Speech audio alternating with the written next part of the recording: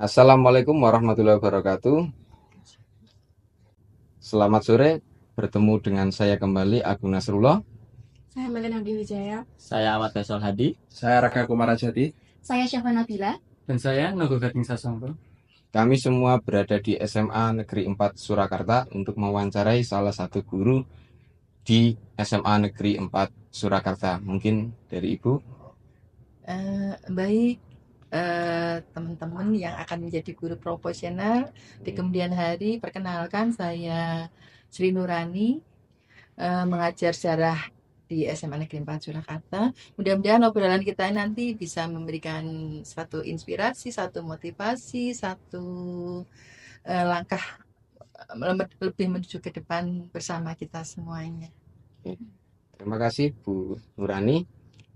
Kami ingin bertanya kepada Ibu, apakah atau tujuan pembelajaran seperti apa yang pernah Ibu pakai dan kenapa Ibu memakai tujuan pembelajaran tersebut, Ibu?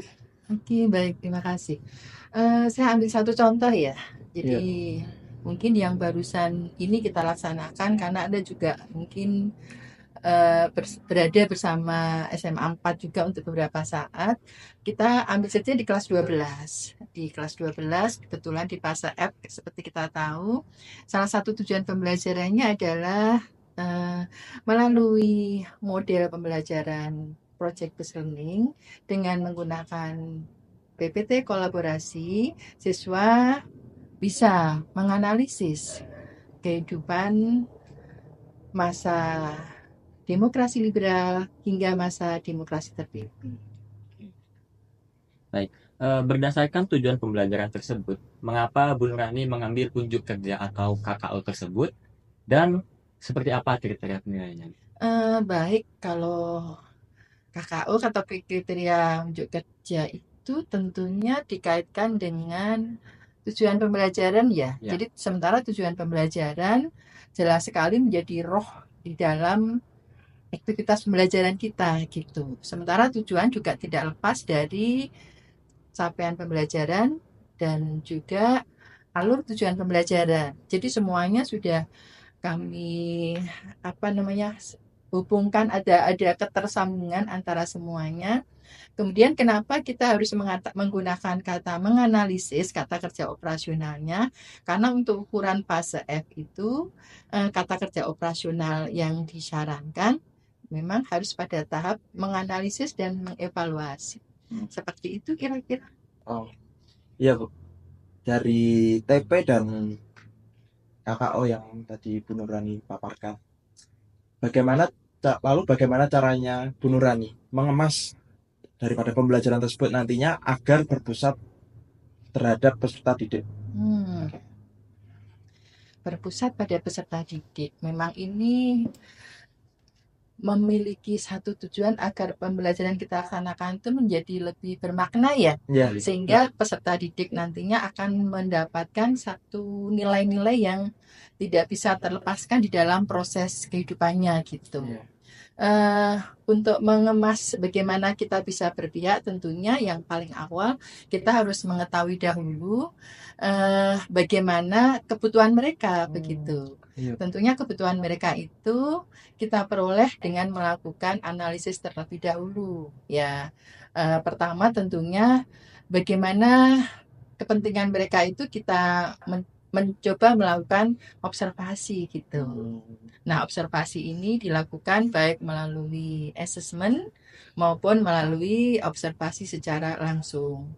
Sehingga kita berharap apa yang kita desain pembelajaran yang akan kita buat nanti akan sesuai dengan kebutuhan belajar mereka. Seperti itu. Baik Bu. Lalu selama ini Bu Nurani mengajar, apakah ada kendala Bu, misal seperti ketidakaktifan siswa atau dan lain sebagainya? Lalu bagaimana ketika terdapat kendala tersebut, Bu Nurani cara mengatasinya seperti apa? Kalau kendala tentunya pasti ada ya. Dan mungkin tidak sekali dua kali karena kita juga berbicara tentang keragaman, diferensiasi, artinya ketika menyampaikan, ambil salah satu contoh gitu, keaktifan. Tentunya mengukur keaktifan itu kita dapatkan dari bagaimana suasana kelas ketika aktivitas pembelajaran kita laksanakan ya. Ada beberapa hal, tentunya nggak semuanya, beberapa anak yang mulai tidak atau berbeda dengan teman-teman yang lainnya gitu ya. Mereka mungkin kesulitan untuk menerima apa yang kita sampaikan. Indikatornya apa? Indikatornya mereka biasanya tidak mau bertanya. Indikator yang lain ketika kita sampaikan pertanyaan-pertanyaan sebagai pemancing begitu, mereka juga kurang antusias ya. Bagaimana cara menyikapinya ini? Ini memang PR buat guru ya. Kita harus betul-betul merancang satu pembelajaran di mana pembelajaran kita mampu memicu atau memancing peserta didik dengan gaya belajar yang kita sampaikan. Tentunya pertama adalah kalau saya yaitu kita sajikan satu, kalian mungkin juga tahu pertanyaan pemantik ya. Pertanyaan pemantik, tapi ini harus pertanyaan yang memiliki satu nilai besar gitu. Bagaimana cara memilih pertanyaan pemantik? Tentunya kita sesuaikan juga dengan kebutuhan mereka gitu. Karena kita kan dari awal tadi berbicara tentang pembelajaran yang berpusat kepada peserta didik gitu. Ambil contoh, karena ini kita bicara tentang politik di bab ini kan. Politik pemerintahan, berarti kita akan mengambil satu momen, satu peristiwa besar yang kekinian dan itu suka buat mereka. Mereka kan kaum milenial. Kebetulan juga pada saat kita pembelajaran politik sedang panas-panasnya ketika Gibran, pemilihan presiden langsung begitu, kemudian dimenangkan oleh Gibran. Kemudian saya tunjukkan bagaimana perasaan Anda gitu ketika golongan muda yang dahulu di masa lalu tidak pernah terpikirkan bahwa anak-anak muda itu bisa memimpin sebuah bangsa, sekarang memimpin sebuah bangsa. Nah, kita ajukan pertanyaan pemantik itu, kemudian kita tawarkan untuk menjawab berdasarkan satu game gitu. Jadi kita adakan game untuk membuat mereka itu memiliki satu gairah gitu. Kalau mereka tidak berhasil, berarti kita harus melakukannya dengan cara memberikan penunjukan. Pelan tapi pasti ini akan memberikan efek sih. Meskipun kemaksimalannya mesti harus kita evaluasi lagi, seperti itu. Baik. Kemudian apabila kita berbicara dengan belajar, tentunya kita butuh sumber ya Ibu ya. Iya. Kemudian upaya yang dapat dilakukan untuk memfasilitasi sumber belajar agar siswa dapat mengeksplorasi, mengembangkan dan memperdalam pemahaman itu seperti apa Ibu? Baik, kalau sumber belajar biasanya yang kita pikirkan adalah buku ya.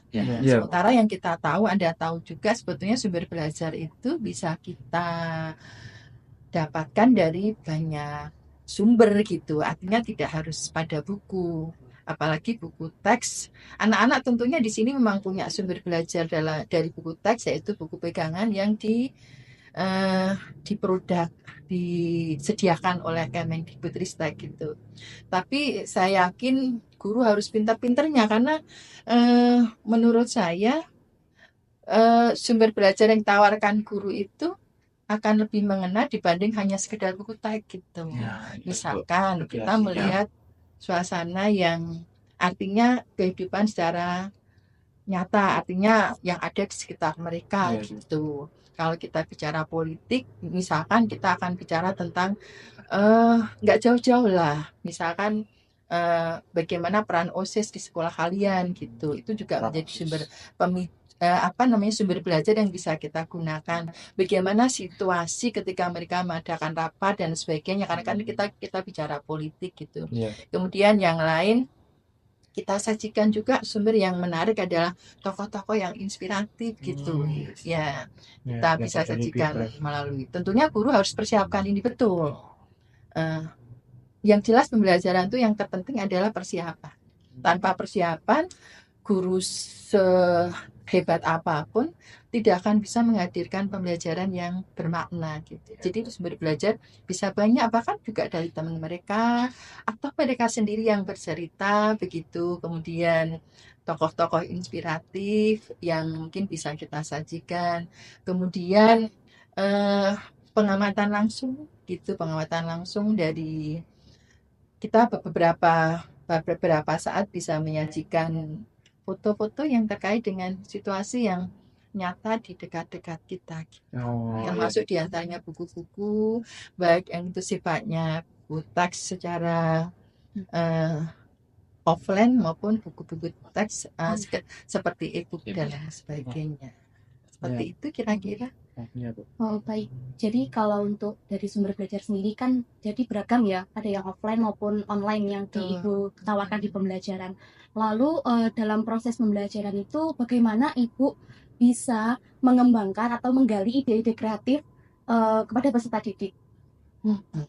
PR juga itu. Iya. Merangsang peserta didik. Iya, itu tugas guru ternyata Banyak. dan tapi ini tugas mulia. Iya. Tugas mulia. Sekali lagi kemudian barangkali ide-ide kreatif itu harus kita pikirkan dan kita munculkan kepada anak didik kita. Yang terutama sebetulnya adalah bagaimana kita bisa memancing ya. Kita bisa memantik agar ide kreatif mereka muncul dengan menghadirkan satu permasalahan yang mungkin unik dan viral gitu. Nggak usah terlalu berpikir kepada materi, tapi kita lebih fokus kepada kontekstual. Jadi apa yang sedang tren saat itu gitu menjadi pemantik kita untuk dihadirkan di pembelajaran mereka gitu. Misalkan kita berbicara tentang kalau demokrasi liberal itu kita berbicara tentang masa pemerintahan yang diperintah oleh Perdana Menteri gitu kan. Buat mereka berat gitu. Untuk memberikan keluasan berpikir mereka, kita ambil analogi dari berita di TV gitu misalkan. Berita di televisi, kita kutip misalkan ketika satu tokoh mungkin saya yang suka itu Najwa Shihab gitu. Ketika Mata Najwa itu kita menghadirkan tokoh-tokoh itu, menurut saya itu menjadi motivasi buat mereka untuk ini asik gitu. Jadi memantik di awal itu yang cukup diperlukan untuk kita. Jadi menghadirkan satu kasus, satu hal yang mungkin viral dan sejalan dengan pola pikir mereka. Seperti itu. Baik, berarti dengan upaya memantik dengan ada yang dengan kondisi sekitar yang ada dekat dengan peserta didik mampu menggali ide-ide kreatif bagi peserta di kelas. Itu salah satu upayanya. Okay. Lalu setelah kita berbicara tentang proses pembelajaran, tentunya kita beralih ke refleksi dan evaluasi. Untuk Bu Nurani sendiri, bagaimana Ibu mengemas refleksi dan evaluasi yang mungkin bisa bermanfaat untuk pertemuan selanjutnya? Refleksi perlu kalian catat ya. Jadi nanti ketika kalian sudah menjadi guru-guru hebat, saya kira tahapan di dalam proses pembelajaran itu memang yang terakhir adalah refleksi dan evaluasi ya. Dan itu sifatnya adalah harus. Sebetulnya ini standar sih kalau refleksi itu untuk membuat itu satu nilai besar itu sebetulnya mungkin standar saja. Hanya yang terpenting refleksi itu memberikan kita satu evaluasi bahwa pembelajaran kita mengena di mereka gitu. Kalau refleksi yang saya lakukan sebetulnya lebih kepada yang pertama satu pertanyaan yang terkait dengan kenyamanan dan daya tarik terhadap pelajaran yang sudah disampaikan gitu. Itu yang pertama pasti kita lakukan itu. Apakah kalian bisa memahami pembelajaran yang kita lakukan saat ini gitu. Nah yang kedua biasanya karena kita adalah sejarah di mana pelajaran ini sebetulnya yang dikuatkan adalah bagaimana kita mampu menyampaikan nilai-nilai dari nilai-nilai luhur, nilai-nilai karakter, nilai-nilai pengembangan diri, nilai-nilai kreativitas yang bisa kita imbaskan kepada mereka. Nah, yang kedua biasanya saya mengambil dengan cara game juga untuk mereka memberikan ulasan nilai apa yang mereka dapat dari pembelajaran di hari ini. Oh iya Bu. Seperti itu kira-kira. Nah, Bu, setelah dilakukan refleksi dan evaluasi untuk proses pembelajaran selanjutnya agar lebih baik, itu kiranya bagaimana upaya Bu Nurani untuk mengakomodasi gaya belajar, kemudian minat belajar peserta didik yang berbeda-beda. Nah, itu seperti apa? Betul, gaya belajar itu beda-beda. Kita ingat pembelajaran diferensiasi ya. Iya. Iya Nah, betul. yang mungkin hari ini saat ini kita menjadi PR juga buat Bapak Ibu guru. Tentunya ketika kita bicara pembelajaran yang berpihak kepada siswa, tentunya gaya belajar ini satu kewajiban yang harus kita akomodir ya. Iya. Nah, kalau pelajaran beda-beda tentunya kita harus yang pertama sebentar, kalau diferensi itu ada beberapa diferensiasi ya, dari perbedaan dalam hal konten bisa kita berikan di situ di kontennya, kemudian di prosesnya mungkin, kemudian di produknya, kemudian di asesmennya. Nah, kalau seperti ini tentunya kita, kalau kalian mungkin belajar di awal, kita pegang dahulu modal kita adalah asesmen gaya belajar. Nggak harus kita lakukan setiap kali pertemuan sih. Mungkin cukup sekali saja sehingga kita bisa mengakomodir siswa-siswa yang memiliki kebutuhan, mungkin mereka unggul di auditorinya, ya mungkin mereka unggul di visualisasinya. Dan seperti itu kiranya kalau kita memang nggak mampu untuk memberikan kekhususan kepada mereka, kita coba untuk melakukan di konten maupun di produk. Jadi kontennya mungkin kita nggak hanya menyajikan satu sumber belajar buat mereka di satu macam saja, tapi different. Mungkin kita bisa buatkan satu artikel, atau kita ngambil artikel, kemudian kita bisa mengambil satu gambar, atau kita menyebutnya apa itu infografis gitu, atau mungkin bisa kita buatkan PPT, atau mungkin bisa broadcast yang dibuat oleh swasta maupun itu teman-teman itu kan juga banyak, kita bisa sajikan dalam sumber belajar mereka. Itu konten ya. Nah, kemudian kalau produk, kita memberikan tugas dan memberikan keleluasaan, kebebasan, dan otonomi kepada peserta didik agar mereka bisa memilih. Kalau saya diberi tugas, saya pilih yang video aja deh. Oh, saya pilih saya tak gambar aja. Saya bisa. Nah, itu mencoba untuk diberikan keleluasaan dalam hasil kerja kelompok mereka. Ya, kira-kira seperti itu, Mbak. Iya. Mbak Meli. Iya. Saya Yang terakhir Bu, ini yang menurut saya juga kendala bagi saya. Gimana upaya seorang guru itu untuk melakukan proses pembelajaran yang sesuai dengan rencana pembelajaran, sehingga proses pembelajaran itu berjalan dengan efektif gitu ya. Iya. PR juga ini ya. Iya. Seperti yang saya bilang tadi, kita punya rencana pembelajaran. Kita buat namanya modul ya, modul ajar kita buat. Tentunya patokan atau acuan kita ketika melakukan pembelajaran berdasarkan modul itu. Kalau modul itu kita buat sendiri, tentunya kita bisa mengaplikasikannya atau mengimplementasikannya di kelas sesuai dengan desain yang kita buat.